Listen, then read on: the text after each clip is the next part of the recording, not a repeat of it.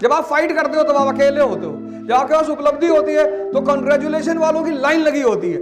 लेकिन आज क्रिकेट जगत में नाम किसका है? रिंकू सिंह का। कुछ बदलना चाहिए। स्टूडेंट, भिखारी और सन्यासी, इनकी इज्जत नहीं होती। आप बहुत अच्छे घर में पैदा हुए सर, अब मारना पड़ेगा।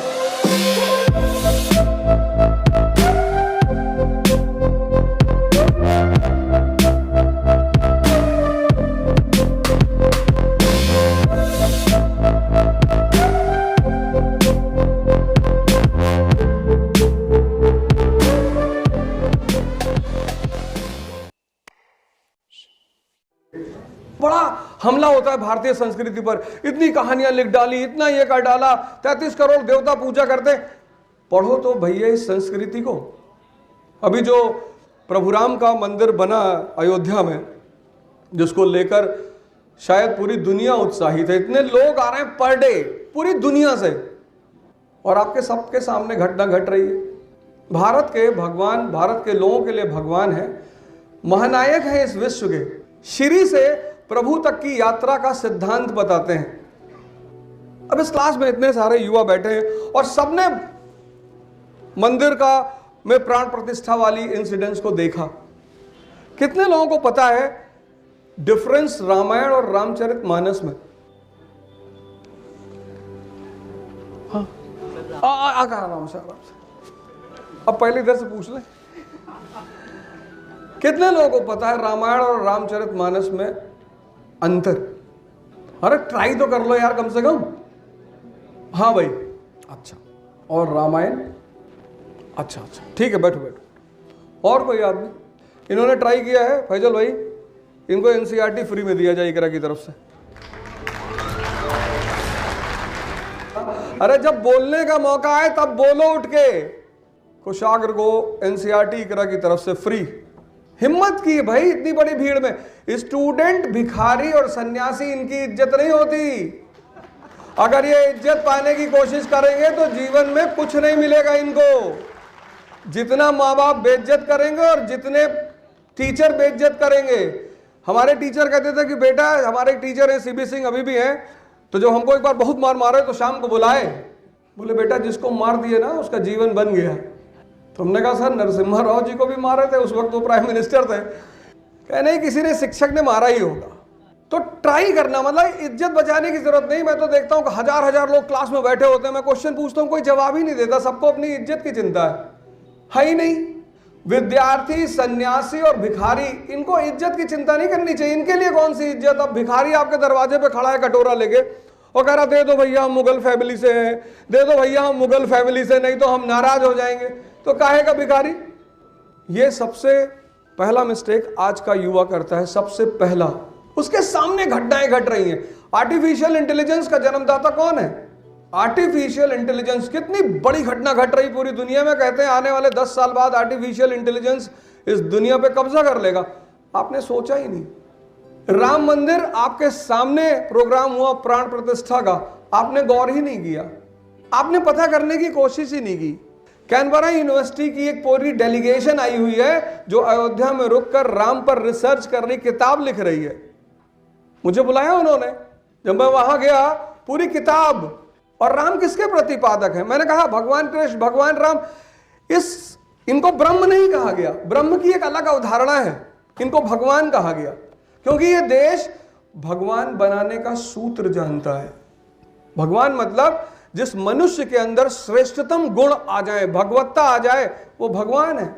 भाई भगवान राम श्रीलंका की तरफ जा रहे हैं, समंदर पड़ गया सामने, हाथ जोड़ रहे हैं। लक्ष्मण थोड़े से दुखी हो रहे हैं कि भैया आप कैबिनेट मिनिस्टर है भैया, आप हाथ जोड़ रहे हैं। अरे बोला रुको यार, इधर का कोई ब्लॉक प्रमुख रहा होता तो, अगर यूपी का कोई ब्लॉक प्रमुख रहा होता, प्रधान रहा होता, जिला पंचायत सदस्य रहा होता, तो जाके समंदर के सामने 3 बार चश्मा ऊपर नीचे करता। भगवान है भगवान, इसीलिए भगवान है, हाथ जोड़ रहे हैं, हाथ। 3 दिन जब इतनी श्रेष्ठतम भाव आपके अंदर आए तो आप भगवत्ता को उपलब्ध हैं। लंका पहुंचे, सीधे हमला नहीं कि घुस के बस रावण को पकड़ के मार डालना है कि रघुकुल की स्त्री उठा लाए, कुछ नहीं। जब तुम आधुनिक भारत पढ़ोगे, कांग्रेस बनेगी 1885 में, जब कांग्रेस का निर्माण हो रहा 1885 में, जो पहले दौर के कांग्रेस के नेता हैं उनको हम क्या कहते हैं? उदारवादी, मॉडरेट्स। मॉडरेट्स का नियम क्या था? पिटीशन और प्रेयर। भगवान राम भी उसी पथ को सबसे पहले वर्ण कर रहे हैं। भगवान राम का प्रतिनिधि कौन है? दादा भाई नेहरू जी।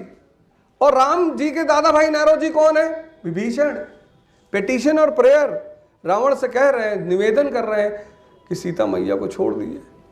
जब ब्रिटिश हुकूमत पिटीशन और प्रेयर को नहीं सुनती, उदारवाद को नहीं सुनती, तो आप कांग्रेस में दूसरा चरण देखोगे, उग्रपंथी चरण। लाल बाल पाल, लाला लाजपत राय, बाल गंगाधर तिलक, ये उग्रपंथी। तो जब रावण भी विभीषण की बात नहीं सुनता, तो राम भी दूसरे चरण का वर्ण करते हैं, अंगद और हनुमान। ये उग्रपंथी चरण है। और जब सरकार उग्रपंथ को भी नहीं समझती, ब्रिटिश हुकूमत, तब आप 1907 में देखोगे खुदीराम बोस और प्रफुल्ल चाकी, क्रांतिकारी राष्ट्रवाद, कि ना ये उदारवाद समझ रहा है, ना ये उग्रपंथ समझ रहा है, अब मारना पड़ेगा। इसीलिए तो पूरी दुनिया बड़ा अचंभित रही इस देश को देखकर। आज भी अचंभित है कि भगवान पैदा करते हो यार, तुम पैदा नहीं करते, बनाते हैं। कॉन्सेप्ट है, फॉर्मूला है। सिद्धार्थ उसी फॉर्मूला को फॉलो करके बुद्ध बन गए। सिद्धार्थ कौन? जो इंद्रियों पे जी रहा है, जिसके लिए स्त्री महत्वपूर्ण है, धन महत्वपूर्ण है, वैभव महत्वपूर्ण है, महल महत्वपूर्ण है। लेकिन सिद्धार्थ एक जिंदा दिमाग है, अलाइव माइंड, अलाइव। किसी यूनिवर्सिटी कॉलेज में पढ़कर वो बुद्ध नहीं बने, सड़क पे जा रहे हैं। उनकी क्षमता देखो, तुम चाहे आइंस्टीन को देखो, चाहे सिद्धार्थ को देखो, दोनों आदमी में एक बहुत बड़ी क्षमता है। कौन सी? ऑब्जर्वेशन की। अगर शिक्षा आपके अंदर ऑब्जर्वेशन की क्षमता नहीं बढ़ा रही है, वो शिक्षा बेकार है। शिक्षा डायरेक्टली कुछ नहीं करेगी। कितने शिक्षित लोग इस देश में पान वाले की दुकान के सामने खड़े होकर सिगरेट पीते हैं, और तुम टोबैको कंपनियों की हिम्मत देखो, उनकी हिम्मत, उन्होंने सिगरेट के पैकेट पे लिख रखा है कि सिगरेट पीने से कैंसर होता है। तुम तो वैज्ञानिक हो, रिसर्च कर रहे हो, मैं तुम्हारी बात नहीं कर रहा हूं। इस देश में बहुत सारे साहसी हैं और बहुत सारे दुस्साहसी हैं। वो जो दुस्साहसी हैं वो एक्सपेरिमेंट कर रहे हैं कि हो रहा है कि नहीं हो रहा है। तो तुम दुस्साहसी की श्रेणी में आ रहे हो, अपने आप को मत गिना करो। पर मैं टोबैको कंपनियों की शक्ति की बात कर रहा हूं, कॉन्फिडेंस की बात कर रहा हूं कि अगर चिप्स के पैकेट पर लिख दिया जाए कि ये जहर है, कोई नहीं खरीदेगा। और उन कंपनियों ने फोटो बना रखा है। 4 चीज देखते हैं सिद्धार्थ, 4। एक डेड बॉडी देखी, एक बुजुर्ग आदमी देखा, एक बीमार आदमी देखा, और फिर एक सन्यासी देखा। आइंस्टीन भी सेब को गिरते हुए देख रहा है। ऑब्जर्वेशन। आपने ऑब्जर्वेशन की क्षमता का विकास ही नहीं किया। आर्टिफिशियल इंटेलिजेंस, जॉन मैकार्थी, इतना बड़ा नाम है जॉन मैकार्थी आज की दुनिया में। इतनी बड़ी घटना है राम टेम्पल का निर्माण। रामायण लिखी गई है सामंतवाद के काल में, इसलिए रामायण के जो राम है वो एक सामंतवादी राजा हैं। उनका काम है धर्म की रक्षा। गुप्त काल में जिन ग्रंथों का रचना हुई, गुप्तोत्तर काल में, उसमें कौन सी ग्रंथ हैं? स्मृतियां हैं। क्या हैं स्मृतियां? Law books. डॉक्टर अंबेडकर ने मनुस्मृति को फाड़ा, गीता को नहीं फाड़ा, उपनिषद को नहीं फाड़ा। जैसे इस्लाम, मुसलमानों में शरीयत है, कानून की किताब, ऐसे हिंदुओं में स्मृति है, कानून की किताब। मनु स्मृति, नारद स्मृति, याज्ञवल्क्य स्मृति। तो रामायण जो है वो सामंत काल का ग्रंथ है। उसमें राम एक राजा हैं जिनका कार्य है धर्म की रक्षा करना। अगर कोई भी धर्म को वॉयलेट करेगा वो उसे मारेंगे। इसीलिए उसमें एक प्रसंग है शंभूक वध का प्रसंग, लेकिन वो शंभूक वध का प्रसंग रामचरितमानस में नहीं है। शंभूक वध का प्रसंग रामायण में है, शंभूक वध का प्रसंग रामचरितमानस में नहीं है। क्योंकि रामचरितमानस जो है वो मर्यादा पुरुषोत्तम राम, श्री से प्रभु बनने के सूत्र का ग्रंथ है। पहला काम ये करिए, ऑब्जर्वेशन पावर को डेवलप करिए। आप सोच रहे हैं सिर्फ पढ़ेंगे पढ़ेंगे पढ़ेंगे, कितना? पढ़ाई का सबसे बहुमूल्य काम है ऑब्जर्वेशन पावर का विकास। अगर वो नहीं कर रही है, बेकार है। क्योंकि पढ़ के कोई राजा बनेगा ही नहीं। पढ़ के फिर पहला स्टेज है पढ़ना, फिर पढ़ने के बाद दूसरा स्टेज पैदा होता है ऑब्जर्वेशन से सीखना। सीखने से तीसरा स्टेज पैदा होता है समझना। वो जो समझने का परिणाम है वो है सफलता। शिक्षा का परिणाम सफलता नहीं है। नहीं तो सबसे ज्यादा लिटरेसी रेट आज भारत में है और हर आदमी को खुश होना चाहिए। पर आज जितना तनाव है उतना कभी नहीं था। 1950 में 13% लिटरेसी रेट थी और आज 80+ है। शिक्षा सीधे कुछ भी नहीं करेगी। कबीरदास जी तो कभी स्कूल ही नहीं गए, लेकिन ऑब्जर्वेशन की पावर बहुत जबरदस्त है। खजूर का पेड़ देखा, दोहा बना दिया, बड़ा हुआ तो क्या हुआ, जैसे पेड़ खजूर, पंछी को छाया नहीं, फल ला गया अति दूर। किसी कॉलेज में थोड़ी सीखा, ऑब्जर्वेशन। इसीलिए शिक्षा व्यवस्था बनाई गई। शिक्षा व्यवस्था का पूरा उद्देश्य यही है कि व्यक्ति के अंदर ऑब्जर्वेशन की क्षमता का विकास करे, देखने की क्षमता। इसलिए हिंदुओं ने बहुत सारे चित्र बनाए, उसमें एक सबसे बड़ा चित्र उन्होंने बनाया भगवान शंकर का तीसरी आंख के साथ, थर्ड आई। बड़ा लोग एक्टिवेट कराते हैं आजकल, तो वो भी एक बिजनेस है, थर्ड आई का एक्टिवेशन, वो भी एक बहुत बड़ा बिजनेस है। अर्जुन तेंदुलकर को दुनिया में कोई असुविधा कभी रही नहीं होगी, लेकिन आज क्रिकेट जगत में नाम किसका है? रिंकू सिंह का। सामान्य परिवार से आता है लड़का। सूर्य प्रताप यादव, मोहम्मद शमी को यूपी क्रिकेट बोर्ड ने लेने से मना कर दिया, उसको कलकत्ता जाना पड़ा, बंगाल। आज तो पद्मश्री मिल रहा है ना। जब आप फाइट करते हो तो आप अकेले होते हो, जब आपके पास उपलब्धि होती है तो कंग्रेचुलेशन वालों की लाइन लगी होती है। आज तो मोहम्मद शमी के साथ लाइन लगी हुई है, लेकिन जिस वक्त यूपी में खेलने नहीं दिया, छोड़ो अर्जुन तेंदुलकर और रिंकू सिंह, अभिषेक बच्चन और पंकज त्रिपाठी। अभिषेक बच्चन जिस घर में पैदा हुए, उनके पिताजी को सदी का महानायक कहा जाता है। कुछ भी करते हैं, मूवी बनाते हैं, commercial movie, art movie, add करते हैं, डाबर लाल तेल, ठंडा ठंडा कूल कूल। केबीसी में 58 साल की उम्र में 95 करोड़ रुपया कर्जा था और आज 3500 करोड़ के मालिक हैं। उनके बेटे हैं वो भी एग्जाम्पल छोड़ दो। एक सबसे ज्वलंत एग्जाम्पल, राजनीति से बिल्कुल अलग, नरेंद्र मोदी और राहुल गांधी।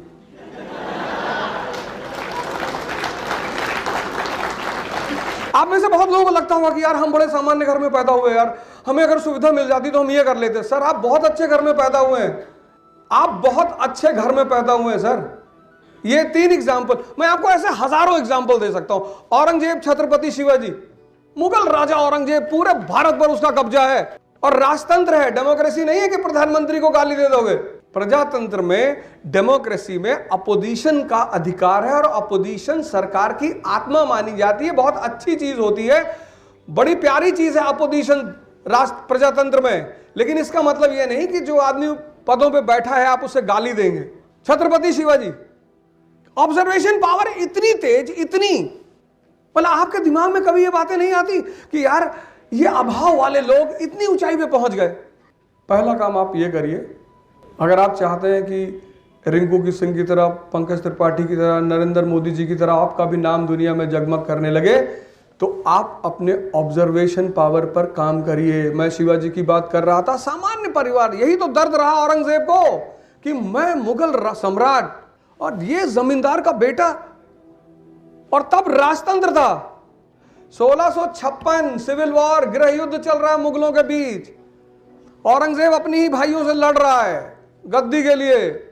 1656 उसका अपने ही भाइयों के बीच गृह युद्ध चल रहा है गद्दी के लिए। चलता है राजघरानों में, ऐसा कोई नई बात नहीं है, सबके यहां चलता है। और शिवाजी ने तुरंत, जब आपका दुश्मन अपने आंतरिक मामलों में उलझा हुआ हो, वो सबसे अच्छा अवसर होता है उसका फायदा उठाने का। और 1656 में कोंडना एक किला है, उस पर कब्जा करते हैं, अथाह संपत्ति का किला, क्योंकि राज्य बिना अर्थव्यवस्था के हो ही नहीं सकता। E = E, economy is the mother of empire. Observation. फिर आपके साथ लोग क्यों जुड़ेंगे? 2 वजह से, एक संपत्ति के लिए, एक कि आपका भविष्य अच्छा है, परफॉर्म करना पड़ेगा आपको।